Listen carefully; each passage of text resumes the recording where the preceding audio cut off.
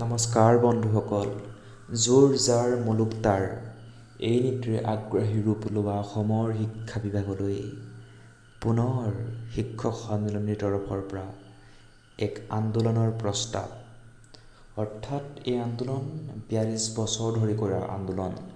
অসমৰ কোনো প্ৰাথমিক বিদ্যালয়ত প্ৰধান শিক্ষক পদ নাই। ৪২,০০০ প্ৰাথমিক বিদ্যালয়ত প্ৰধান শিক্ষক পদ নাই। অৰ্থাৎ তাৰ জ্যেষ্ঠ শিক্ষকজনকে প্ৰধান শিক্ষকৰ দায়িত্ব দি ৩০০ টকাত সকলো কাম কৰোৱাই আছে বিভাগে দাবী ধমকি দি কাম কৰোৱাইছে। এতিয়া কথা হ'ল কি, ইমান দিনে বুজিবলৈ বাকী থকা অসম ৰাজ্যিক প্ৰাথমিক শিক্ষক সন্মিলনীয়ে পুনৰবাৰ আন্দোলন দাবী কৰিছে।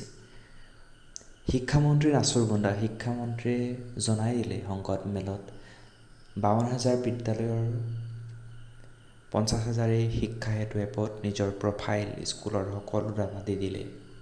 বাকী থাকিল মাত্ৰ ২,০০০। অৰ্থাৎ শিক্ষক সন্মিলনীয়ে যি দাবী কৰিছিলে যে আমাৰ মতেহে অসমৰ ৰাজ্যৰ প্ৰাথমিক বিদ্যালয় চলে, ৪২,০০০ চলে, কিন্তু তাৰ দেখা গ'ল ৪২,০০০ প্ৰাথমিক বিদ্যালয়ৰ প্ৰায় ৪১,০০০ চৰকাৰৰ শিক্ষা বিভাগৰ দাবীত নতশিৰ স্বীকাৰ কৰি শিক্ষা হেতু এপত স্কুলৰ সকলো ডাটা দি দিলে। অৰ্থাৎ প্ৰধান শিক্ষকৰ দায়িত্ব পালন কৰি এতিয়া কোন জিকিল, প্ৰধান শিক্ষকৰ পদ জিকিল নে শিক্ষামন্ত্ৰী জিকিল?